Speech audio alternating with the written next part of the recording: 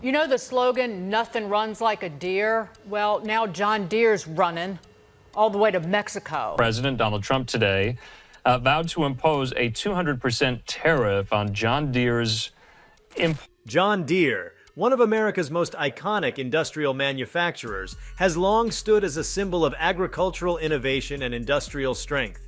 Headquartered in Moline, Illinois, the company has deep roots in the American Midwest and a global footprint that spans across continents.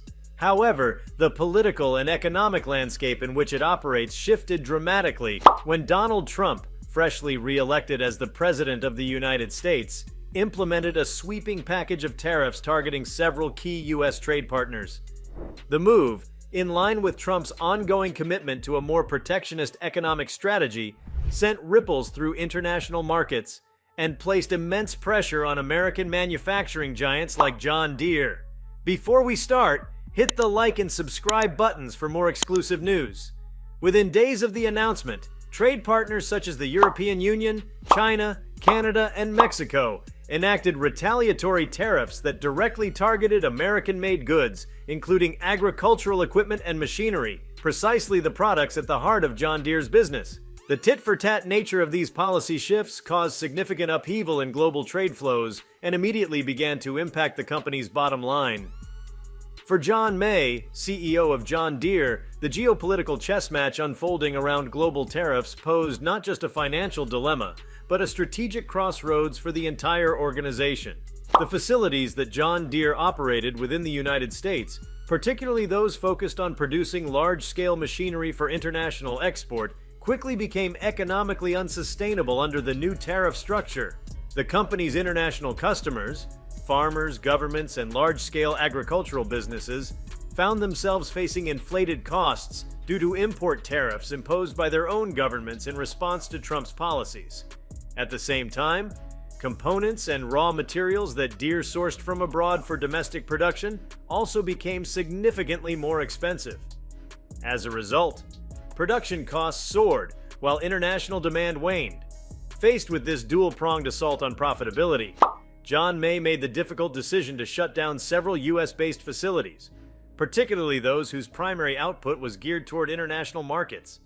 This move was not taken lightly. The closures represented not just a logistical recalibration, but a cultural and symbolic rupture. Facilities in states like Iowa, Illinois, and Wisconsin, places synonymous with both John Deere's history and the broader American manufacturing heritage, were suddenly quiet. Their assembly lines halted, and thousands of workers sent home with uncertain futures. This development unfolded with a harsh sense of irony. The very policies that had been framed as protective measures for American industry were now contributing to its contraction. Trump's tariffs, aimed at encouraging domestic production and shielding U.S. businesses from foreign competition, had inadvertently created an economic climate where globalized companies like John Deere could no longer afford to operate as they had. Rather than creating more jobs and spurring growth, the policy package drove companies toward retrenchment, automation, and offshore alternatives.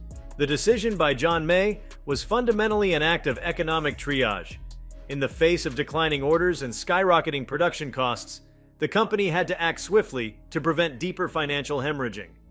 Global competitors, particularly those based in countries unaffected by the tariffs, quickly filled the void left by Deere's absence in key markets. Agricultural machinery producers in Germany, Brazil, and India seized the opportunity to offer more affordable alternatives to price-sensitive customers, now hesitant to import American equipment. As Deere retreated, the global agricultural equipment market reshuffled, with ripple effects that may persist for years. The closure of U.S. facilities also had a profound impact on the company's domestic supply chain. Small and medium-sized suppliers, many of which depended on contracts with John Deere, faced steep revenue losses. For towns that had once thrived on the steady drumbeat of factory work, the shutdowns represented more than just job losses. They signaled the unraveling of entire local economies. Schools, restaurants, real estate, and municipal services all felt the cascading effect of Deere's operational withdrawal. John May's leadership during this crisis became a study in navigating modern corporate challenges amid politicized economic policy. While the company had weathered financial downturns before, this scenario presented a unique blend of geopolitical tension, economic volatility, and operational uncertainty. The decision to shut down facilities wasn't solely about cutting costs. It was about preserving the viability of a global business in a rapidly constricting economic environment.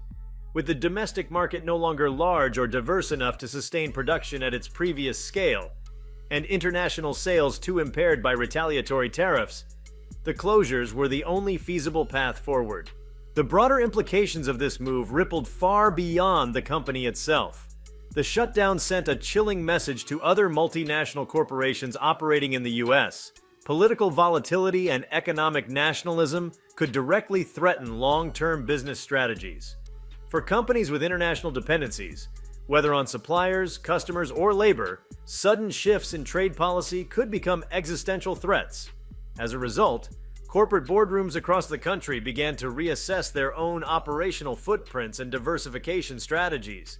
Meanwhile, farmers and agricultural businesses around the world, particularly in emerging markets, were forced to recalibrate their equipment strategies. Many had relied on John Deere's equipment for decades, valuing its reliability, durability, and service networks. But with prices spiking and access restricted, alternatives became necessary. Local brands gained new prominence, and older equipment was maintained longer than previously feasible. In some cases, cooperatives began pooling resources to share older Deere machinery instead of upgrading, further undercutting demand.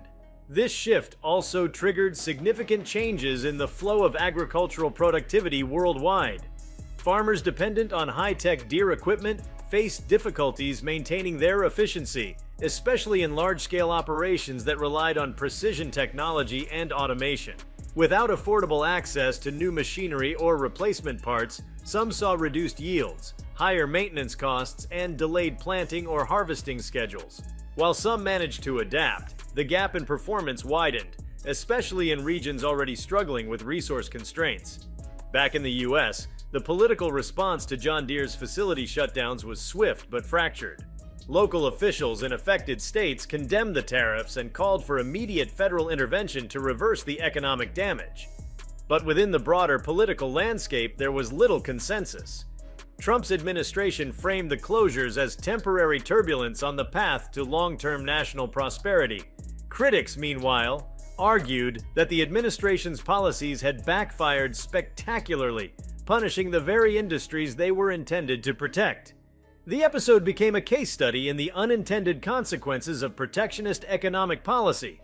Tariffs, while effective in theory for defending domestic industries, require careful calibration and foresight.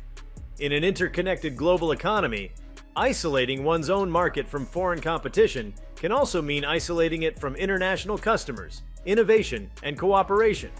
For companies like John Deere, which thrived precisely because of their ability to operate across borders, the new landscape proved too volatile and restrictive. John May's actions reflected an understanding that maintaining global competitiveness sometimes necessitates painful, unpopular decisions. The facilities that were shut down were not underperforming in the traditional sense. They were casualties of an abrupt and radical shift in policy. The company continued to invest in operations outside the United States, seeking to mitigate risk by positioning itself closer to stable, tariff-free trade routes. While this allowed Deere to continue serving its customers abroad, it further decoupled the company from its American manufacturing roots. The cultural fallout from this decoupling was deeply felt. Workers who had spent decades with the company found themselves displaced, their futures uncertain. For many, John Deere had been more than just an employer.